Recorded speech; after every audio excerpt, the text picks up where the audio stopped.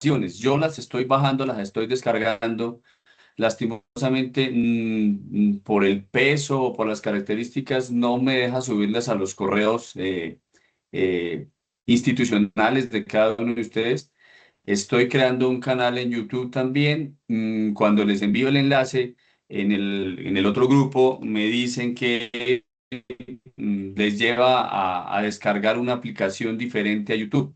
Entonces, algo está sucediendo allí. Estoy en este momento subiendo la segunda sesión que tuvimos con el anterior grupo y espero poder solucionar ese asunto para que ustedes puedan contar con la primera y con la segunda sesión grabadas y puedan tener acceso a ellas, bien sea a través del canal o bien sea a través de streaming, en donde se les pueda compartir esta información, dado que por el equipo de Teams, por el aplicativo Teams, no me permite ni guardarlas ni compartirlas. Entonces, pues estamos ahí en esa solución. Por ahora lo que sabemos es que las guías y los diferentes trabajos se van a estar recepcionando por el correo institucional. En este momento ya cada uno de ustedes cuenta con la guía número 2, que es para esta sesión. Fue enviada tanto al correo personal como al correo institucional que ustedes tengan registrados. Entonces, sin más cuenta, daríamos arranque a la sesión. No sé si hay alguna inquietud, alguna pregunta antes de iniciar. Ustedes me cuentan, por favor. Profe, buenos días, qué pena. Lo que pasa es que acabo de entrar a la reunión y no escuché lo que estaba diciendo sobre la actividad. O sea, ya la vi, pero no escuché lo que usted estaba diciendo. Al correo electrónico en este momento ya tienen la guía número 2. ¿Hay alguno que entra en este momento y que no tiene acceso a ese material? ¿O ya lo tiene?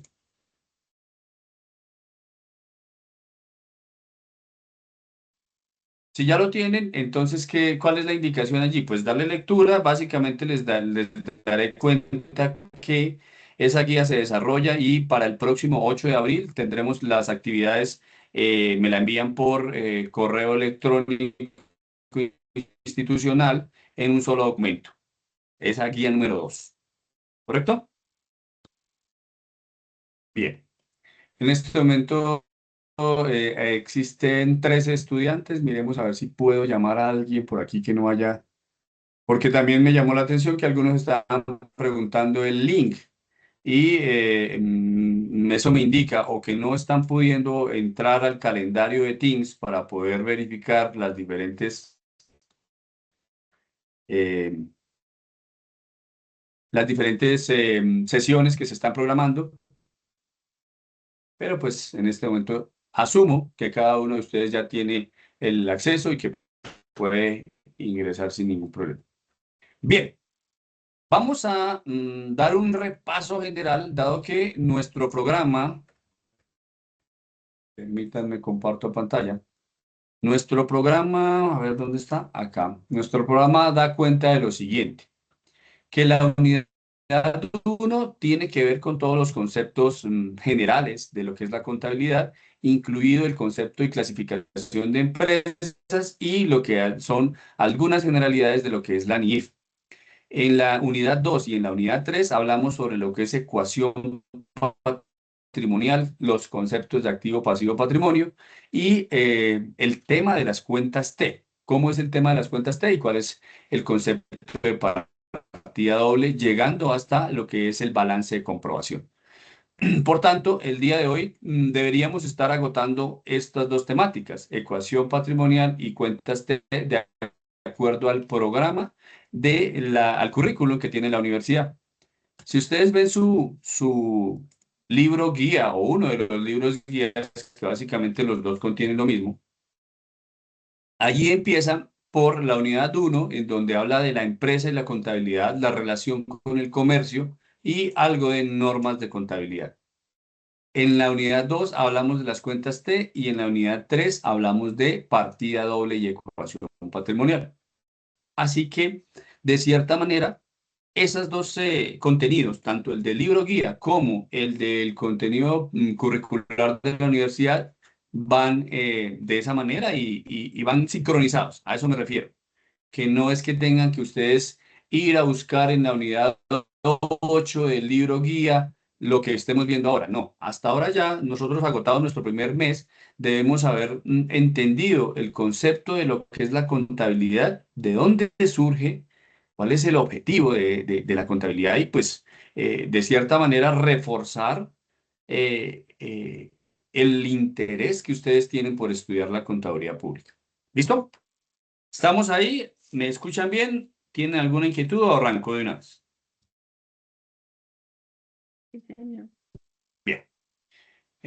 Entonces, vámonos por acá con esta presentación en donde decimos lo siguiente. De cierta manera, en la primera guía y en este primer mes ustedes se aproximaron a lo que es entender qué es la contabilidad. Podríamos indicar, de acuerdo a lo que nos dice por allá el Consejo Técnico de la Contaduría Pública, que es un sistema de gestión de la información y que como sistema tiene unas entradas, tiene unos procesos y tiene unas salidas. Que los productos que surgen de ese sistema de gestión se denominan estados financieros. Que la información contenida en los estados financieros es usada por unos usuarios internos, usuarios externos, que en las normas internacionales lo denominan los stakeholders. Stakeholders que no son otras personas, sino aquellos que toman decisiones fundamentados en lo que ustedes, señores contadores públicos, entregan en unos productos que se llaman estados financieros. ¿Qué decisiones se toman con fundamento en lo que ustedes hacen como contadores? Decisiones de apalancamiento financiero, es decir, ¿cómo financio la producción? ¿Cómo crezco productivamente en una empresa? ¿Cómo soporto la estructura de costos para saber si estoy perdiendo o estoy obteniendo utilidad o rentabilidad de una empresa? Son decisiones que hay que tomar. Y todo ello surge con fundamento en esto, lo que es la contabilidad. Ese proceso de registro, clasificación, procesamiento, análisis e interpretación de las transacciones económicas que afectan el entorno económico en todos los ámbitos. El enfoque gerencial, bueno, la contabilidad define el rumbo de una empresa porque si la empresa es organizada, va a disminuir las posibilidades de fracaso. Hay algunos usuarios de la DIAN que cuando van a actualizar su RUT o a obtener el RUT, porque han decidido emprender, tienen una matrícula mercantil, se describen como comerciantes, tienen un establecimiento al público. Y cuando van a la DIAN, les dicen, la DIAN, usted es obligado a llevar contabilidad. Y este pequeño emprendedor, este pequeño comerciante dice, pero es que yo escasamente vendo 100.000, 200.000, máximo 500.000 pesos al día. Yo soy muy pequeño, yo no tengo por qué llevar contabilidad. Y es allí en donde hay que explicarles que, de acuerdo a la naturaleza de su actividad comercial, la contabilidad siempre va a estar ligada a la actividad de comercio. Por eso, cualquier persona en Colombia que tenga una matrícula mercantil y se le presente al mundo como comerciante, no importa que sea la tiendita de la esquina o que sea la gran multinacional en Colombia, deben llevar contabilidad. Y le explicaba yo a la usuaria cuando se presentaba con esta inquietud que la diferencia va a estar en qué tipo de contabilidad voy a llevar, qué tan compleja eh, se me requiere la estructura para tener esa contabilidad que me obliga por llevar, por ser comerciante. Y vamos al tema de la clasificación de acuerdo a las normas internacionales. Habrá una contabilidad de NIF para plenas, NIF, normas internacionales de información financiera plenas para las empresas grandes y hay unos requerimientos especiales para los que estén allí. En el segundo lugar, en la mitad, va a estar la norma internacional de información financiera para pequeñas y medianas empresas, lo que es NIF para pymes. que también tiene una estructura, tiene unos requisitos y tiene unas necesidades operativas en la organización. Por último, vamos a tener el grupo 3 de NIF, que es la contabilidad simplificada. Contabilidad simplificada, que la diferencia con las plenas o las pymes es que allí no hacemos revalorización, allí no hacemos cálculos analíticos respecto de ciertas cuentas, sino que simplemente registramos las operaciones que nos van a llevar a dos estados: al estado de la situación financiera, lo que tradicionalmente se llama balance, y al estado de resultados, que es lo que se llama el estado de pérdidas o ganancias tradicionalmente. Son los dos estados. Entonces, esa pequeña tienda me dice, yo no soy obligado a llevar contabilidad. No, sí es obligado porque es comerciante. Debe llevar un registro de activos, pasivos, patrimonio, para que tenga su estado de la situación financiera. Y por el otro lado, debe llevar un registro de ingresos, costos y gastos, lo que le va a llevar al estado de resultados. Esa información la debe tener en un Excel, la debe tener en un libro, la debe tener en cualquier documento o sistema idóneo que le permita realizar esto que veíamos en la anterior diapositiva: clasificación, procesamiento, análisis e información. Porque yo le preguntaba a la persona que me decía que no estaba obligada, yo le decía, ¿usted cómo sabe si está perdiendo en la operación, en su tienda, en su negocio? No, es que yo no llevo registro. Y yo, no, pues usted nunca va a saber si ese negocio realmente le es rentable. Para eso sirve la contabilidad, para tomar decisiones. Bien. Ya les hablé de la obligación de llevar contabilidad, solamente los comerciantes. Artículo 19 del Código de Comercio. También el artículo 23 va a decir cuáles personas no son consideradas comerciantes y por lo tanto no están obligadas a llevar contabilidad.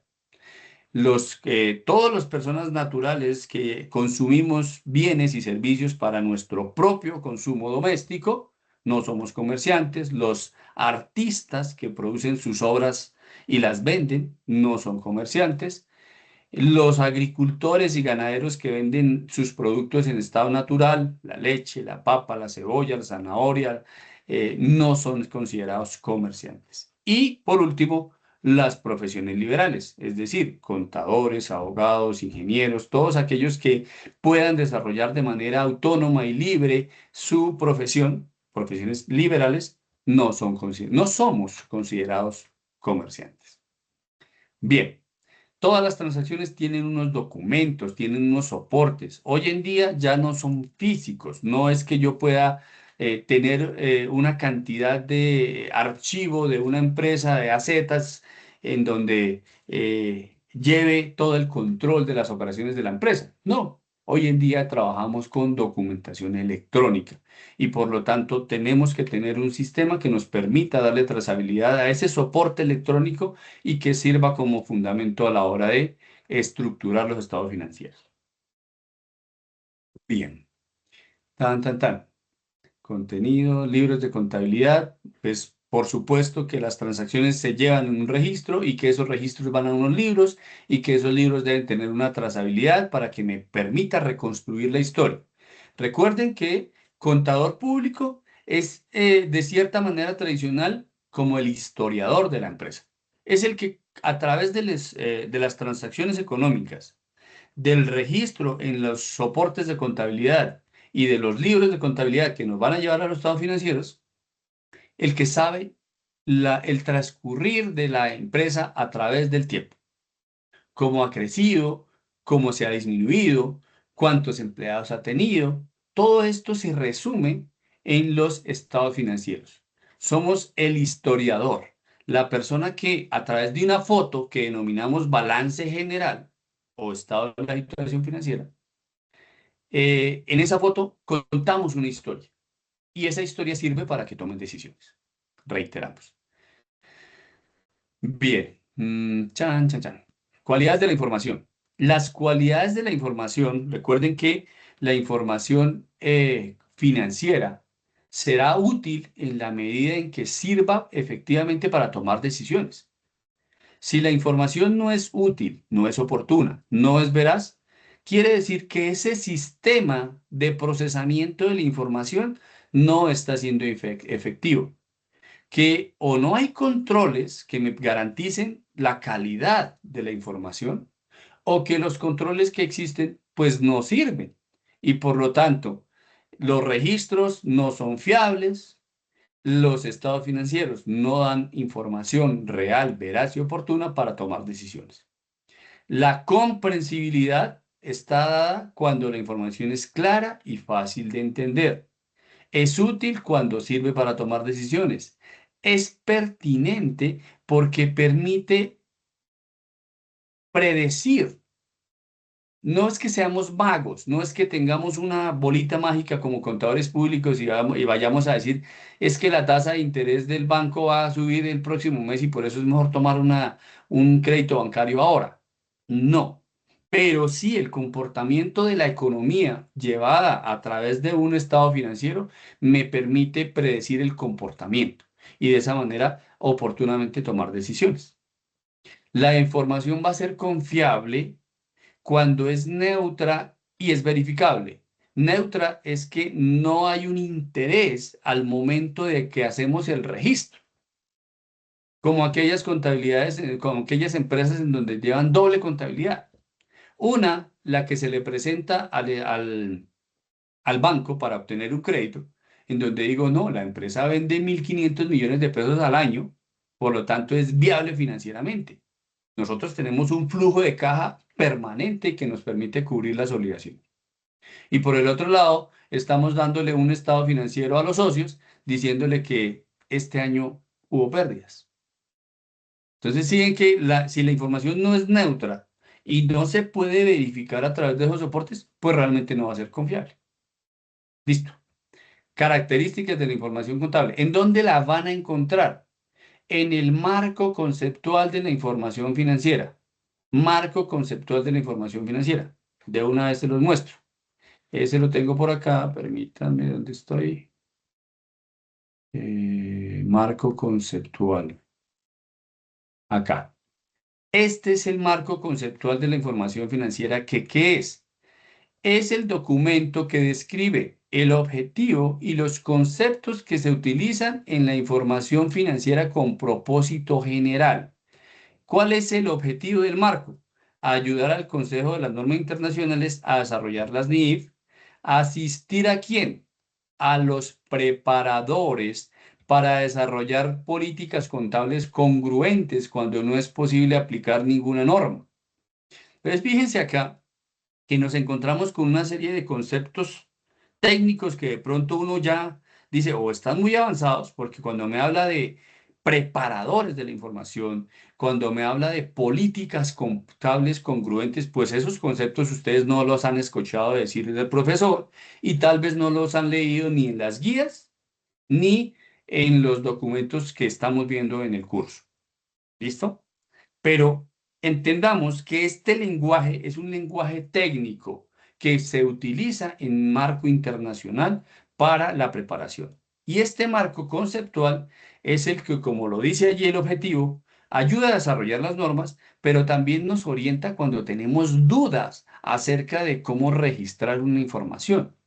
¿Quiénes son los preparadores en este concepto del marco conceptual? ¿Quiénes son los preparadores? Nosotros como contadores. De tal manera que el concepto me asiste a mí como esa persona responsable de registrar, clasificar, analizar e interpretar las transacciones económicas y cuando tengo duda, voy al marco conceptual. Básicamente se trata de eso. Lo buscan así, marco conceptual de la NIF, y simplemente lo que quiero llegar allí es que el marco me entrega las definiciones. ¿Listo? Objetivo de la información financiera. Por allí vienen las características. Permítanme. Cambios. Párrafos. Mira, mira, esto se lee por párrafos. Mira. Características cualitativas de la información financiera útil. ¿Cuándo es relevante? ¿Cuándo es material? ¿Cuándo hay representación fiel de esta información? Características como la comparabilidad, la verificabilidad, oportunidad, comprensibilidad.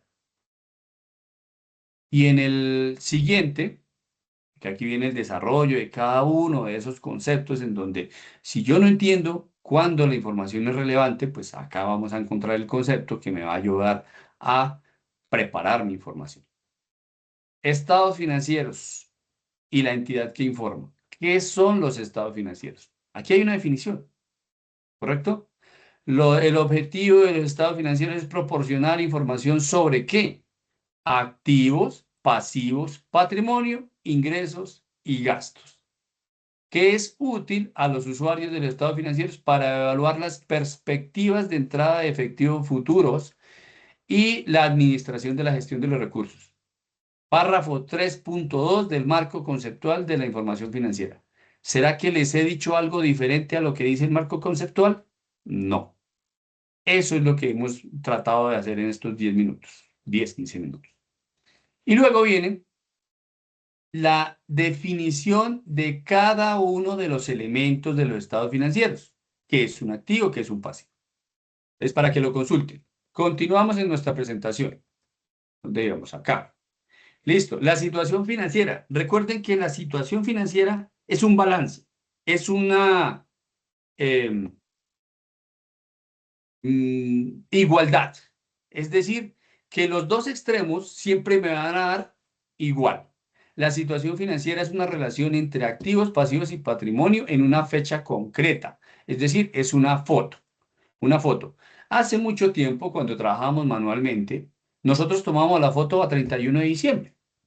¿Por qué? Porque allá hacíamos la estructura, entregábamos el estado financiero, hacíamos de pronto ciertos ajustes al cierre del periodo y esa era la información la que le entregábamos. Hoy en día, con el avance de la tecnología de la inteligencia artificial, ustedes pueden encontrar el balance o el estado de la situación financiera en tiempo real, porque se están registrando automáticamente todas las transacciones. La ecuación patrimonial, si la queremos ver desde ese ámbito matemático, nos va a decir que cuando yo tomo el pasivo, le sumo el patrimonio, me va a dar igual activo. O si quiere, cambiemos de extremos. ¿Qué es el activo? Es el pasivo más el patrimonio. Eso es una ecuación. Recordemos por allá nuestras clases de matemática, en donde veíamos álgebra y decíamos, los extremos son una igualdad, en este caso, ¿correcto? Esa es la llamada ecuación patrimonial. Activo igual pasivo más patrimonio. Pero recuerden que cuando yo cambio los extremos, me permite definir. Entonces, cuando yo cambio el extremo y digo qué es el pasivo o qué es el patrimonio, la misma ecuación me va a llevar a ello, a responderlo. El rendimiento o la utilidad, ¿cómo se mide? Si aquí lo que yo conozco es la situación financiera en este primer estado, es decir, cómo se estructura financieramente la empresa, aquí en este estado yo no sé si gana o pierde, no lo sé. Aquí solamente le estoy contando la historia de qué tiene, cuánto debe y cuánto es de la empresa, de esos recursos que están en el sistema de gestión de la información financiera. Y en este estado, en donde ya tengo unos ingresos y unos gastos, voy a tener un rendimiento. ¿Se está ganando o se está perdiendo? Esa es la relación entre el ingreso y el gasto. Perfecto. El estado de resultados. Objetivos de la información de los estados financieros. Vayan al marco conceptual, allí se los va a decir.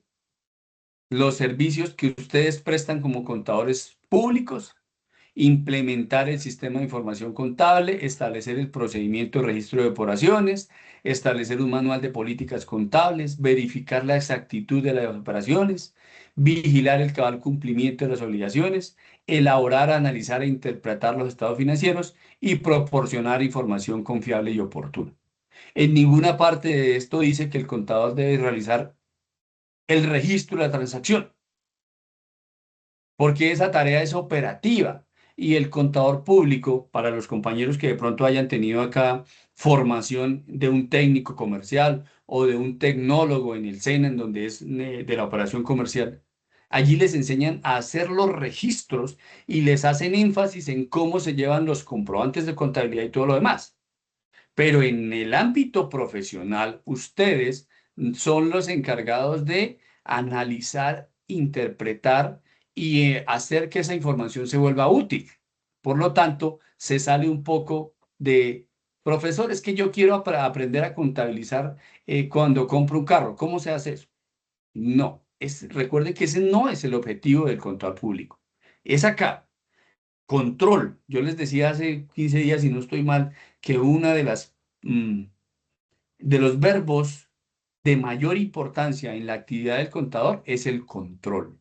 Control sobre todas las operaciones.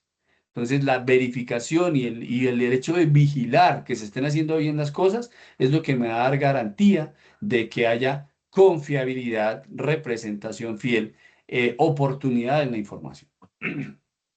Estado de la situación financiera.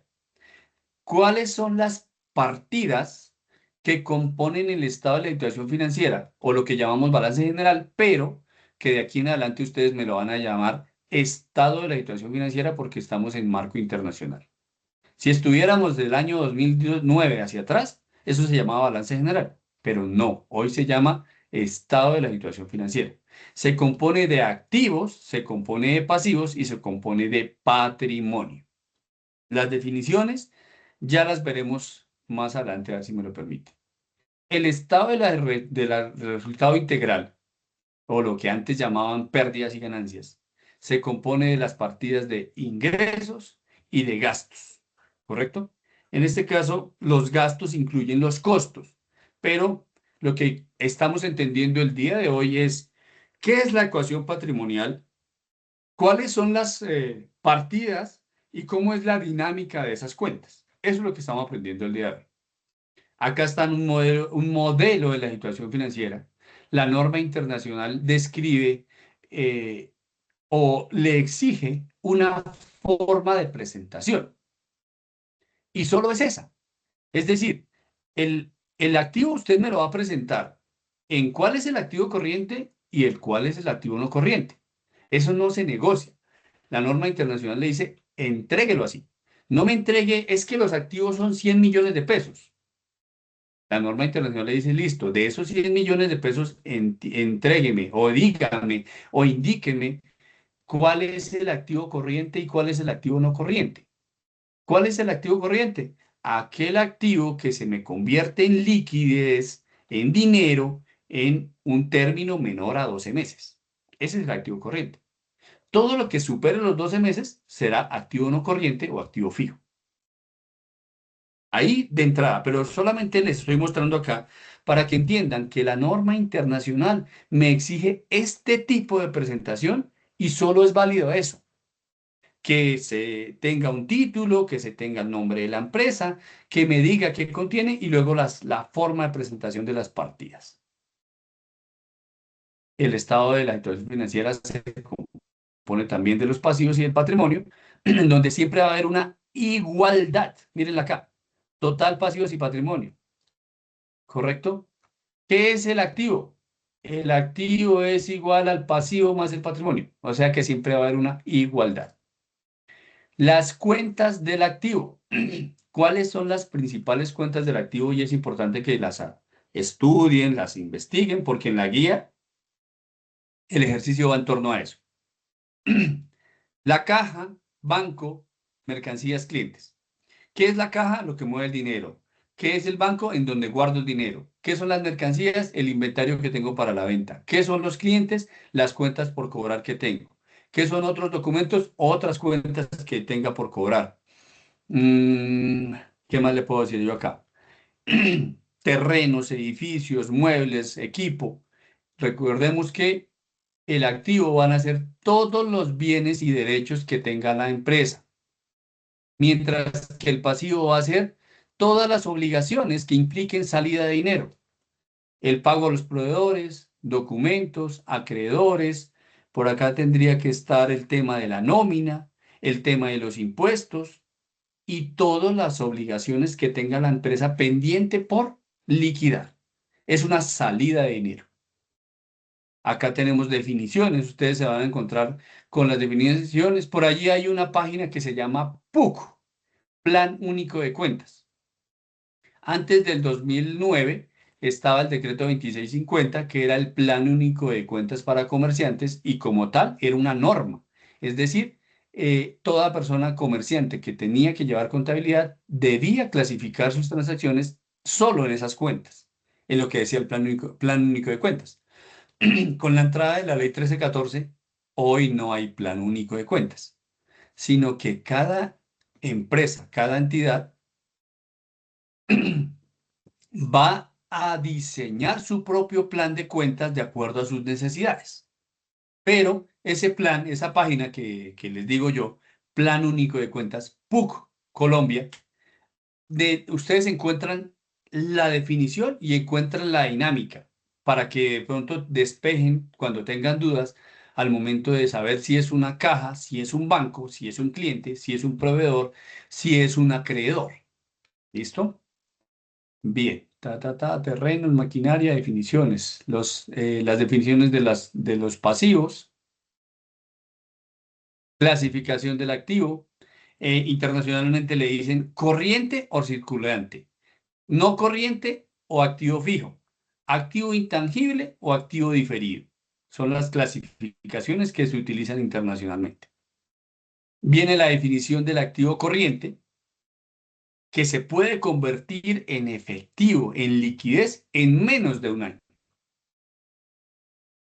El activo fijo, pues su nombre lo indica, va a ser parte de ese activo que no me entrega liquidez pronta, sino que siendo un derecho de la entidad, se puede convertir en liquidez de una forma más lenta. Activo intangible, bienes y derechos que no pueden verse, no pueden tocarse físicamente, pero que pueden o tienen la posibilidad de valuarlos, es decir, de darles un valor, patentes y marcas y créditos mercantiles. Aquí hay que, de acuerdo al marco internacional, se llama el know-how. El know-how es el conocimiento que tiene la empresa en su propio proceso.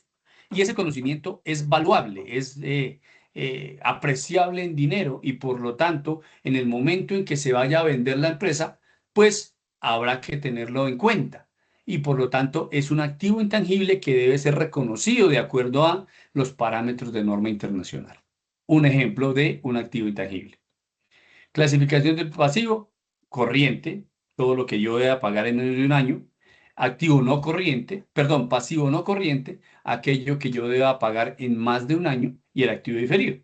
Por eso cuando en una empresa tenemos un crédito por 100 millones de pesos a 36 meses, pues ese mismo crédito, con esa misma identificación, si lo queremos llamar, ese número de crédito se me divide en dos en el estado de la situación financiera. Porque es que yo voy a tener que pagar cuotas mensuales o bimestrales o semestrales, pero en todo caso, antes de un año yo tengo que pagar una parte y después de un año tengo que pagar otra. Entonces, ese pasivo denominado banco con el crédito número 001 por valor de 100 millones de pesos se va a dividir en las 12 cuotas, que son menor a un año, hace parte del pasivo corriente, y el restante, las 24 cuotas adicionales, será pasivo no corriente. Aquí están las cuentas, ya las vimos por allí. Listo. Bien, vámonos con el tema de las cuentas T. Mm, siendo las 8:30, compañeros, ¿hay alguna duda, inquietud que les pueda aclarar en este momento? ¿O si me están entendiendo? ¿O de pronto voy muy rápido? Cuéntenme.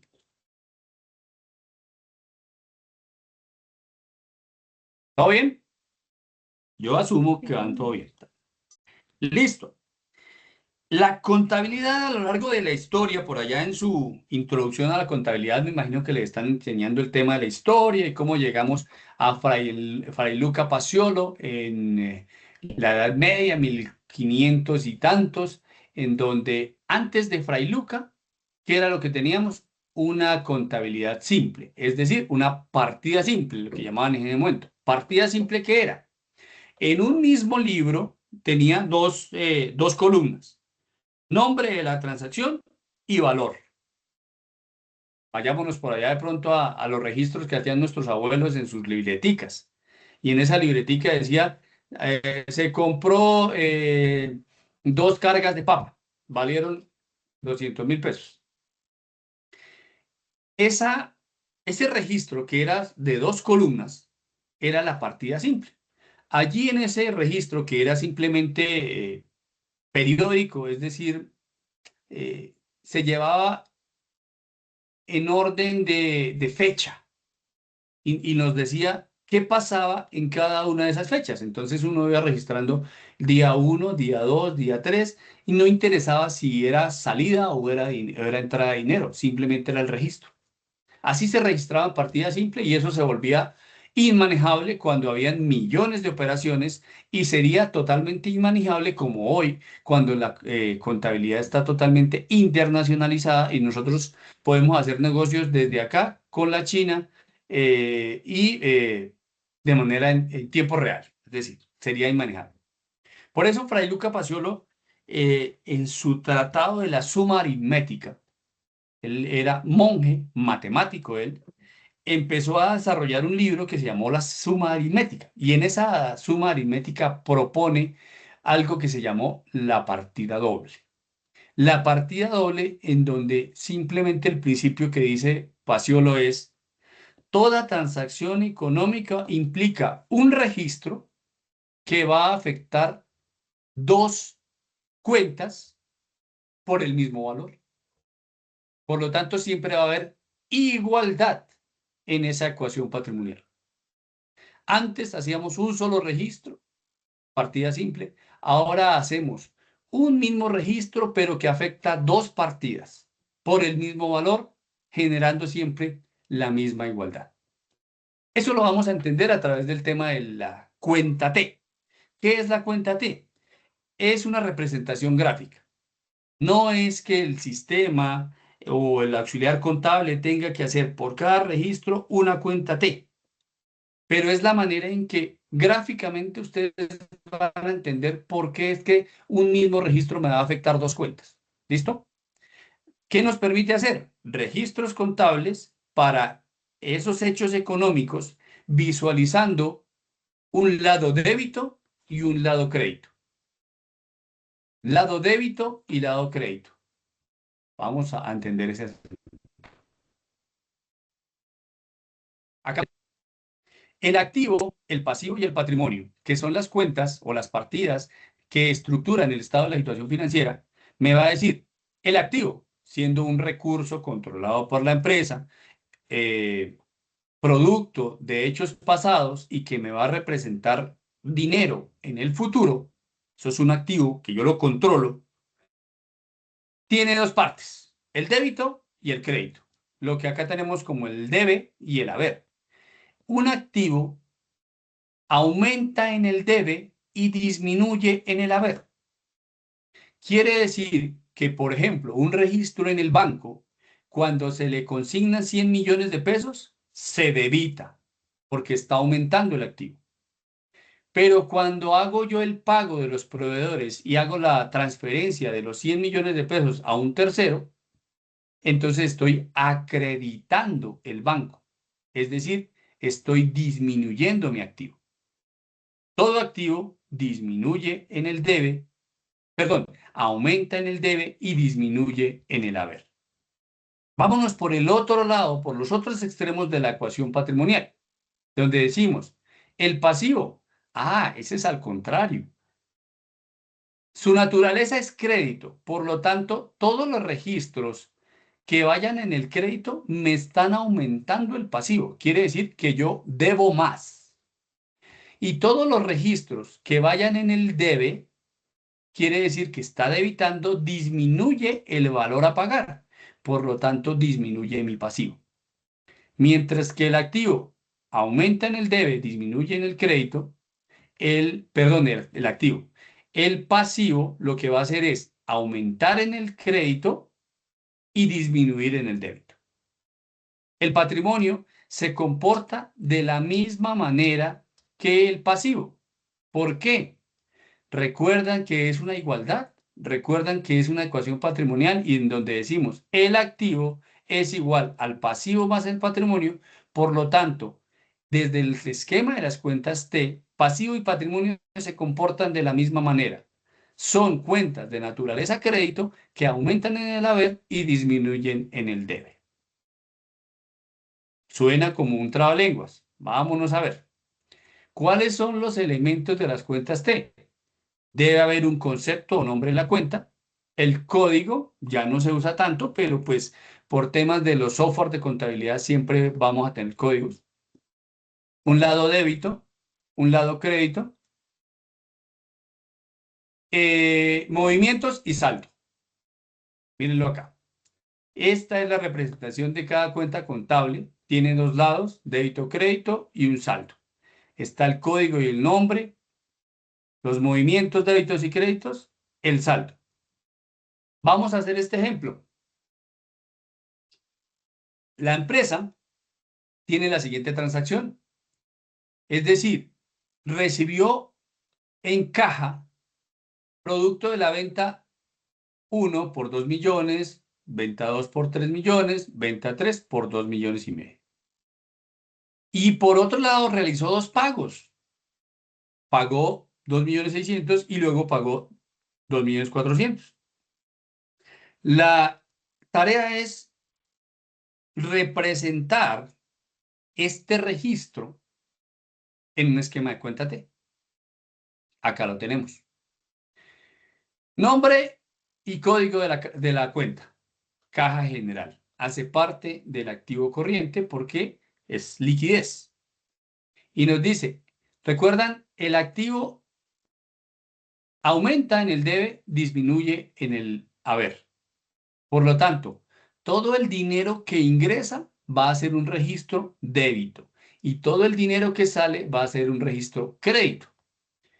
Vamos a tener movimientos en el debe, las tres ventas, y movimientos en el haber, los dos pagos. Saldo del debe, 7 millones y medio. Saldo del crédito, 5 millones de pesos. Por lo tanto, ¿cuál es el saldo de esa cuenta de caja general al final del periodo? 2 millones y medio débitos. 7 millones y medio menos 5 millones igual 2 millones y medio. ¿Cuánta plata tiene la empresa en caja? 2 millones y medio. Cosa que no puede ocurrir, compañeros. El hecho de que el crédito sea más grande que el débito. Si aquí dijera que por un lado pagué 7 millones y medio, habiendo recibido 5 millones, la cuenta tiene saldo rojo de 2 millones y medio, eso no puede ocurrir. No puede ocurrir. Todas las cuentas del activo, en su generalidad, tienen o deben tener un saldo débito. Saldo débito. ¿Correcto? ¿Me entendieron en el ejemplo o hay alguna duda ahí? Bien, así se registra en cuenta T. El tema de la partida doble, que ya se los explicaba, pero me voy a pasar a la partida doble en esta presentación. ¿Dónde estoy? ¿Dónde estoy? Permítanme, acá. Listo, acá estoy. Ecuación patrimonial. ¿Me están viendo allí la pantalla? ¿Me están escuchando ahí? Sí, sí. Listo, nos fuimos. Entonces, ecuación patrimonial es un equilibrio. Recuerden, siempre debe dar sumas iguales. Para determinar el equilibrio se utiliza una fórmula matemática conocida como ecuación patrimonial. Veníamos de activo es igual a pasivo más patrimonio. ¿Correcto? Acá lo tienen. En donde si yo cambio los extremos me permite determinar, así como matemáticamente despejábamos por allá en álgebra. ¿Sí recuerdan? Entonces, si yo conozco que el activo es igual al pasivo patrimonio, esa misma ecuación me va a permitir definir cuál es el pasivo. El pasivo es igual al activo menos el patrimonio. Ah, pero también me permite ver qué es patrimonio, porque voy a tener el activo menos el pasivo. Recuerden que lo que estaba sumando pasa a restar y de esa manera es que nosotros podemos determinar, sabiendo dos de esas cuentas, pues la que me hace falta, porque esto es una igualdad. Listo. Otro ejemplo. Entonces, la empresa tiene la siguiente información: 7 millones en el banco, 13 millones en un computador, 5 millones de pesos en una cuenta por cobrar por mercancía, 18 millones en terreno, 3 millones 900 por pagar a proveedores y un préstamo en el banco que debe 5 millones de pesos. Le preguntan cuál es el patrimonio de esta empresa. Recordemos la ecuación patrimonial. El patrimonio es igual al activo menos el pasivo. ¿Será que en este introducción conozco cuál es el activo, conozco cuál es el pasivo? Para eso tengo que clasificar y registrar en cada una de las cuentas que corresponden. Entonces, dice, tiene una cuenta corriente por 7 millones. Ah, pues, banco.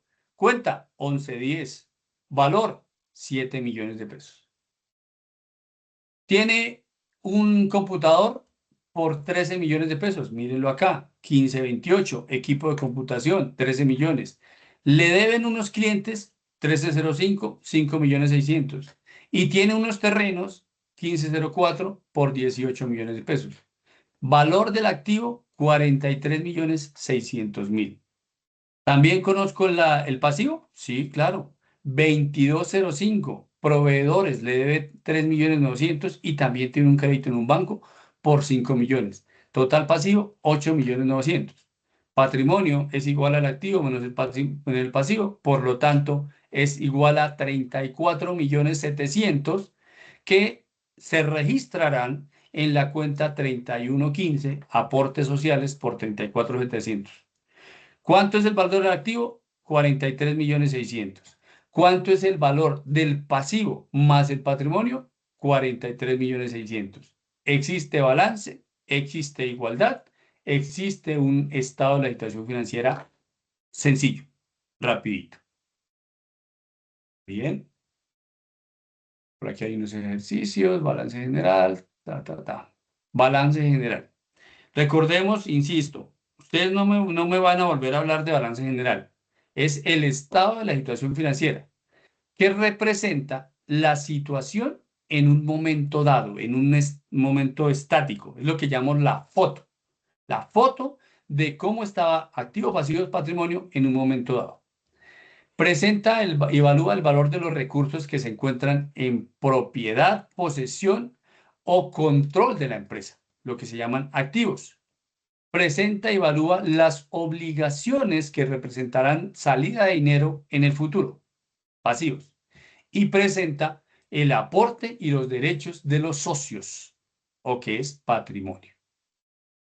Listo. Fórmula del activo. Activo, pasivo, más patrimonio. Fórmula del pasivo. Activo menos patrimonio. Fórmula del patrimonio. Activo menos pasivo. ¿Qué es el activo? Aquí vayan a marco conceptual. Allá está en la definición de la norma internacional. Acá es un resumen.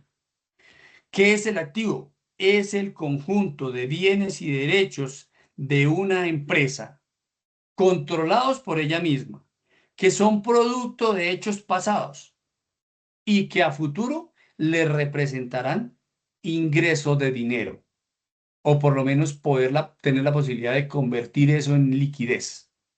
¿Listo? Por su lado, bueno, pues ahí están los diferentes ejemplos de bienes. Y por el otro lado tenemos el pasivo. ¿Qué es el pasivo? Son obligaciones que productos de hechos pasados le implicarán salida de dinero a la empresa para liquidar esas obligaciones. Bien, digamos, capital o patrimonio. Capital o patrimonio son los aportes hechos por los socios, son los derechos o son las utilidades que se acumulan. El patrimonio está compuesto básicamente por tres partes: el aporte de los socios, las reservas que se hacen obligatorias o estatutarias o voluntarias. Reservas, ¿qué es una reserva? Que yo tomo una parte de la utilidad y la llevo a una cuenta en donde no la puedo tocar, sino para lo que ha decidido la Asamblea General en los estatutos. Eso es una reserva. Hay reservas obligatorias, hay reservas estatutarias y hay reservas voluntarias. Es un ahorro, pero va en la cuenta de patrimonio. Entonces, aportes, aportes sociales, primera cuenta. Segundo, está las reservas. Y tercero están los resultados o las utilidades. Cuando yo cierro el estado de resultados y me dice le quedó 100 millones de pesos de utilidad, los traslado para cerrar el ejercicio a la cuenta de patrimonio y digo resultado, perdón, se llama utilidades del periodo.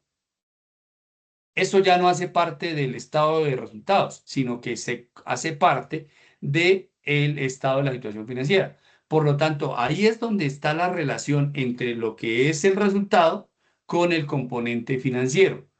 Me alimenta ese resultado a la situación financiera. ¿Pueden haber pérdidas? Sí.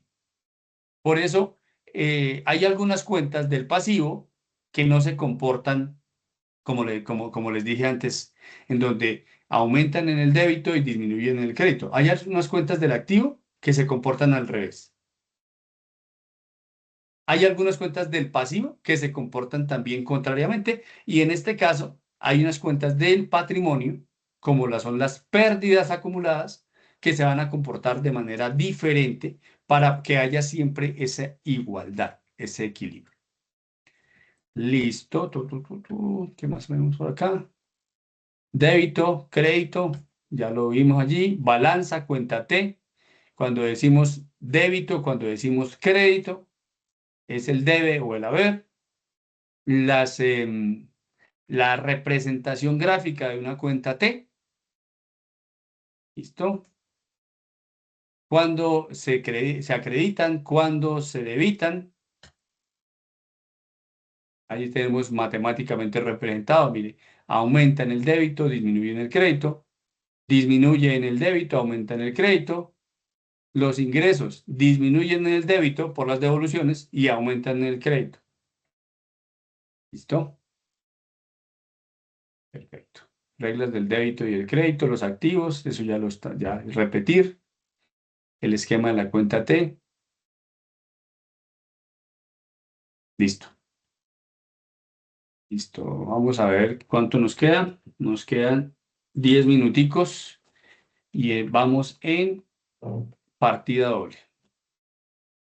Básicamente es repetir lo mismo, cómo llegamos con el sistema de partida doble a entender la nueva contabilidad. Aquí hay algunos ejemplos en donde la ecuación patrimonial se mezcla con lo que acabamos de ver de cuenta T. ¿Listo? ¿Qué dice aquí el sistema? Yo quiero que me diga en este ejercicio, si me han entendido, alguien que levante la mano y me diga cuál es el pasivo de esta empresa. ¿Cuál es el pasivo? En esta representación gráfica, ¿cuál es el pasivo de la empresa? Profe, pasivo no hay porque dice que tiene activo y el patrimonio son los mismos 500 pesos que están en el activo. Entonces no habría pasivo. Ok, listo. Entonces, llevado a la situación real, ¿cómo lees tú este estado de la situación financiera? Esto es un estado de la situación financiera. ¿La empresa qué tiene? Solamente 500, sí, 500 es lo único que tiene, es lo que tiene en ¿En caja. qué? ¿En qué está En representado caja. eso? Tiene buen flujo de Eh, caja. ¿Y qué es la caja? Lo es el disponible. efectivo que tiene la compañía, Ok, lo perfecto. disponible. Entonces quiere decir, me encanta que viene aquí el tema de, ojo porque hay flujo de caja, ojo porque hay buen flujo y por lo tanto estamos diciendo ya técnicamente que la empresa tiene una buena salud financiera, ¿cierto? Porque si tengo activos, no tengo pasivos y todo lo que tengo está representado en su patrimonio, es una empresa sana, eh, financieramente hablando. Sin embargo, eso depende.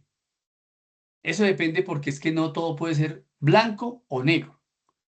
Hay veces, hay decisiones financieras que deben tomarse con fundamento en esto, pero cuando yo tengo demasiada liquidez, quiere decir que estoy perdiendo una oportunidad ¿de qué? Hagan de Inversión. cuenta de inversión, ¿cierto? Colóquense en su casa, metan la mano en su bolsillo y digan, si yo hoy tengo 20 millones de pesos en el bolsillo, mis gastos en el mes no son más allá de 3 o 4 millones de pesos, me quedan 15. Y si los sigo manteniendo en el bolsillo durante 1, 2 o 3 meses, estoy perdiendo una posibilidad de invertir. Por lo tanto, diríamos que a pesar de que hay flujo de caja y hay una liquidez evidente, pues se están perdiendo o desaprovechando oportunidades de inversión, ya que ¿cuál es el papel del administrador en una empresa? No solamente es conservar el patrimonio de la empresa, sino aumentarlo. ¿Recuerdan?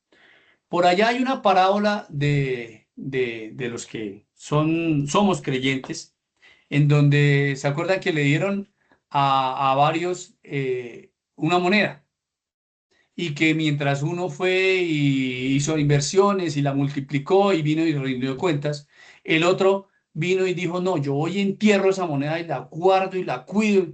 Y al final aquel ser que les había dado el dinero le premió ¿a quién? Premió al que invirtió, porque la multiplicó, porque la maximizó. ¿Y regañó a cuál? Al que la dejó quieta. Son decisiones financieras que se toman con fundamento en esto y tienen varias lecturas. No, algún compañero dijo, no, es una salud financiera envidiable porque, mire, no tiene deudas. Pero por el otro lado podríamos decir, está perdiendo oportunidades de inversión. Entonces, de esa manera, acá vamos a encontrar un balance, un estado de la situación financiera. Tenemos una igualdad en esas cuentas. Bien, en estos 5 minutos voy a tratar de abordar este tema que es de la guía número 1, la clasificación de las empresas. ¿Qué es una empresa? Una empresa es un esfuerzo empresarial, bueno, no, ahí estoy redundando. Es un esfuerzo económico que realiza una persona para obtener lucro, ganancia. Y cuando digo persona, no me estoy refiriendo a persona natural, es decir, a Juan Carlos, a Vanessa, a John. No, persona. Persona desde el ámbito del derecho civil se clasifica en dos, en persona natural y en persona jurídica. Persona natural son todos aquellos que nacemos, somos humanos y tenemos una muerte. No necesitamos que nadie nos represente, sino que la ley me entrega unos derechos, persona natural. Por el otro lado está la persona jurídica. Una persona jurídica es una ficción creada por la ley para establecer una autonomía de aquellos esfuerzos en donde uno o más socios destinan parte de su patrimonio para ejercer una actividad. Puede ser mercantil o puede ser que no sea mercantil, porque hay personas jurídicas comerciantes y hay personas jurídicas que no son comerciantes. Las fundaciones, esas que no tienen ánimo de lucro, asociaciones, corporaciones, fundaciones. Pero en este caso, comercialmente, ¿qué es lo que nos interesa a nosotros? Que haya una búsqueda de lucro. Eso les decía yo hace 15 días. El comerciante se va a destacar y se va a caracterizar es porque busca utilidad. Ningún comerciante en el mundo puede decir que se dedica a la humanidad, que lo que quiere es generar empleo, que lo que quiere es generar bienestar en una comunidad. No. El único objetivo del comerciante, así suene feo y suene frío, es obtener lucro. Ustedes lo van a ver por allá en derecho comercial, cuando ven el derecho comercial. Entonces, Las personas naturales pueden desarrollar su actividad comercial, como ya lo vimos, pero cuando se juntan, bueno, claro que aquí hay un nuevo concepto, cuando mi interés es separar parte de mi patrimonio y colocarlo en una empresa, eso se llama persona jurídica. Y hay diferentes formas de constituir una persona jurídica. Hasta el año 2009 era inconcebible que nosotros dijéramos es que hay una sociedad de un solo socio. Eso no se podía antes.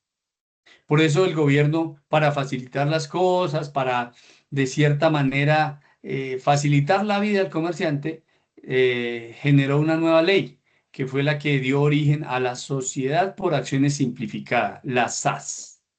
Y es el único tipo societario que admite que haya un socio. Los demás, sociedad anónima, sociedad en comandita simple, sociedad de comandita por acciones, la sociedad limitada, la sociedad colectiva, todas implican que hayan dos o más socios.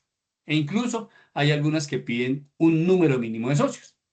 Pero cuando me constituyo como persona jurídica, estoy separando mi patrimonio como persona natural y le estoy diciendo al Estado, esa empresa es independiente, autónoma a mí, y allí desarrollan una actividad comercial. Hay sociedades de capital y hay sociedades de personas. ¿Cuál es la diferencia? En que en las de capital yo me mido o yo soy importante para esa sociedad en la medida en que yo aporte capital. Entre más capital tenga, más poder de decisión tenga. Son las de capital. Por el otro lado están las de personas, en donde lo que interesa es esa afiliación, ese vínculo que yo tengo con mis socios. Entonces, en capital, plata, money. Sociedad anónima, ¿cuánto tienes? ¿Cuánto vales? Sociedad por acciones simplificada, la misma situación, la única diferencia entre la simplificada y la anónima es que me permite ser único socio, controlador de esa persona jurídica. Comandita por acciones, ¿cuánto tienes? ¿Cuánto vales? Y sociedades de economía mixta, es decir, cuando el Estado y el privado se juntan para hacer una sociedad, lo mismo, ¿cuánto tienes? ¿Cuánto vales? Por el otro lado está la sociedad limitada. La limitada es donde decimos, aquí hay un vínculo que nos une como hermanos, como familia, que es muy cercano y por lo tanto vamos a colocar sociedad hermanos paes limitada. ¿Limitada a qué? Pues solamente los hermanos van a ser socios, no nadie más puede entrar. Yo no puedo ir a comprar acciones de una sociedad limitada porque no soy hermano de ellos. ¿Listo? La sociedad colectiva porque nos une un vínculo de un gremio. La comandita simple porque nos medimos no por plata, sino por el vínculo y todos tenemos el mismo derecho de tomar decisiones. Y la sociedad o empresa unipersonal, que quedan muy pocas, porque todas se cambiaron al modelo de la sociedad por acciones simplificada, pero todavía existen algunas sociedades o empresas unipersonales. Listo. El registro único tributario. Es un deber de todo comerciante que inscribirse en la Cámara de Comercio para que sus colegas lo reconozcan como comerciante. Y una vez tenga registro mercantil, tener registro único tributario. Ese registro único tributario es una obligación formal de toda persona que tenga obligaciones tributarias, aduaneras o cambiarias. El artículo 555 rayados del Estatuto Tributario dice que el RUT es administrado por la DIAN. ¿Quiénes están obligados a inscribirse? Allí los tendremos. ¿Qué obtengo cuando me inscribo? Un número de identificación tributaria, lo que llamaremos como la cédula tributaria. Así como yo tengo una cédula de ciudadanía que me permite elegir y ser elegido, también tengo un número de identificación tributaria que me permite ejercer mis derechos y cumplir mis obligaciones ante la Dirección de Impuestos y Aduanas Nacionales. ¿Qué otra cosa les puedo mencionar aquí para cerrar? El registro único tributario es para cumplir obligaciones del orden nacional administradas por la DIAN. No quiere decir que yo estando registrado en el RUT con la DIAN, ya haya cumplido mis deberes con la alcaldía, con el distrito o con el departamento. Porque recuerden, bueno, ustedes todavía no lo dimensionan, de pronto lo saben por el trabajo, pero hay impuestos, tasas y contribuciones. Es decir, tributos del orden local, en el municipio, en el distrito o en el departamento, y tributos del orden nacional, el impuesto IVA, la renta, el patrimonio, la retención en la fuente, que son obligaciones de orden nacional. Por lo tanto, cuando yo me registro en el RUT, es porque tengo obligaciones del orden nacional, pero si tengo obligaciones locales con el municipio, como por ejemplo el impuesto de industria y comercio, debo ir a registrarme en el RIT, en el registro local de impuestos. La Secretaría de Hacienda también tiene una DIAN pequeñita en el municipio, una DIAN pequeñita en el distrito o una DIAN pequeñita en el departamento. Y por lo tanto, debo cumplir como contador con todas las obligaciones, no solo con la DIAN, con la Secretaría de Impuestos Departamental, con la Secretaría de Impuestos Municipales o con la Secretaría de Impuestos del distrito. Con todos ellos debo estar de manera permanente cumpliendo. Por eso el trabajo del contador es tan exigente, porque además del control y la verificación, es estar pendiente de que el contribuyente cumpla con sus obligaciones de manera oportuna ante las diferentes entidades de orden territorial o de orden nacional. La labor es sumamente retadora. Ustedes como contadores públicos van a estar respondiendo no solamente por la salud financiera de una empresa en cuanto al control, sino que van a ser los asesores en materia de tomar decisiones adecuadas y oportunas en la empresa y con el adecuado cumplimiento. Yo siempre me veía allá cuando estaba estudiando, me veía pequeñito cuando hablábamos de este tema de usuarios internos y usuarios externos de la información financiera, y el asunto era: tengo que rendirle cuentas a la DIAN, tengo que rendirle cuentas al dueño de la empresa, al gerente, a la Junta Central de Contadores, a los proveedores, a los empleados. Es uno solo teniendo que responderle a todos. Y por lo tanto, lo que me va a facilitar la vida es el adecuado manejo de ese sistema de gestión que nosotros analizábamos desde el principio, en donde la entrada son las transacciones, el procesamiento se debe llevar adecuadamente, como registro eso dentro del sistema, producen los estados financieros, y con fundamento en los estados financieros yo voy a entregar una información oportuna, comprensible, y con la cual se llegan a tomar decisiones que impacten debidamente a la empresa. Correcto, compañeros, es la hora de terminar. Son las 9:07, no sé si tengan más clase, pero les agradezco haber estado en mi sesión. Y la invitación es a seguir estudiando, porque la contabilidad es un mundo maravilloso, pero es un mundo complejo. Cristian, lo escucho. Profesor, buenos días. Bendiciones. Profe, yo Buen día, entré muchas gracias. faltando media hora para que se acabara la clase porque estaba bastante ocupado. Correcto. Apenas llegué y me conecté, o sea que cogí la clase tarde. Entonces, Sí. no sé si quedó grabada o algo por el Ok, estilo, porque listo. La clase queda grabada y voy a hacer todos los esfuerzos necesarios para que ustedes puedan compartirla. Es decir, para compartírsela. Yo lo único ok, que puedo dar cuenta es que las grabaciones yo las descargo y por alguna razón a mí sí me abren, y a mí sí, yo sí las puedo observar. Pero hay compañeros que me han dicho que no les permite visualizarlas en sus equipos y en su momento. Entonces, yo la descargo y la comparto, y ahí miramos a ver cómo la profe, pueden otra consultar. preguntita referente a lo que dio hoy. ¿Ustedes algún taller? La guía número 2 ya la tienen en sus correos electrónicos. Lo envié tanto al Ok, institucional como al correo privado, al personal. Recuérdeme su nombre para buscarlo a dar aquí, porque es que yo tengo unas dudas. ¿Cuál es su nombre? Cristian José Hernández López. Perfecto, se le fue a Cristian Hernández López 431 y se fue a Cristian.Hernández Jolo. Ok, hay una tarea en esa guía, profe, que hay que desarrollar. Hay 4 actividades para presentar antes del, si no estoy mal, es el 8 de abril. 4 actividades. Sí, señor. Ok, perfecto. Bueno, muchas gracias. Correcto. Johnny, Profe, buen día. Tengo buen día. una consulta. Cuando usted habla con el tema del plan único de cuentas, que hoy en día cada empresa puede hacer sus cuentas, ¿eso no iría en contra del tema de las NIF? No, O qué cuentas son las que, o simplemente es cambiarle como el nombre? Tengo esa duda ahí. no. Lo que pasa es que en norma internacional le exige, sí recuerdan cuando les dije, mire, es que la norma y le dice, clasifíqueme el activo en corriente y no corriente.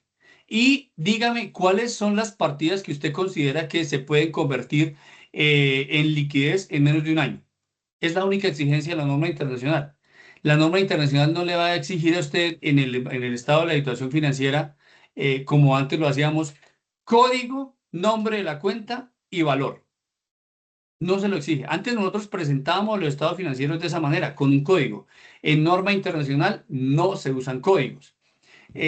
Antes del 2009 era obligatorio utilizar el código de la cuenta 1105 para caja y solo se podía utilizar eso. No quiere decir que haya una empresa que diga, no, pues no va a ser 1105, es la 1106. Y ya, ese es mi código. Lo que pasa es que así la norma internacional no nos obligue, así la norma colombiana no nos obliga a tener un código, por manejo del software de contabilidad se codifica. Y para eso utilizamos los códigos de las cuentas que tradicionalmente se usan, porque pues no es lo mismo ponerme a escribir caja general que escribirle 1105 y hacer el registro. Entonces se facilitan las cosas. Pero yo el año pasado les hacía la pregunta en un examen a los compañeros. Diga usted cuál es el plan único de cuentas obligatorio en Colombia. Y pues no hay ninguno. Cada empresa diseña su código, su codificación, su clasificación, como lo quiera hacer. Lo que le obliga a la norma es a la presentación y a la revelación. Nada más. Ok, profe, gracias. Bien. Compañeros, muy amable por su asistencia. Cerramos sesión y quedamos pendientes de las dudas, inquietudes. Yo estoy ahí atento a lo que puedan llegar a requerir con fundamento en la guía. Les agradezco también consulten muy bien tanto el diseño curricular como los libros que nos entregan información adicional a lo que les podamos compartir en estas sesiones muy cortas. Buen día para todos. Gracias, profe. Dios lo bendiga. Muchas gracias. Perfecto, profe.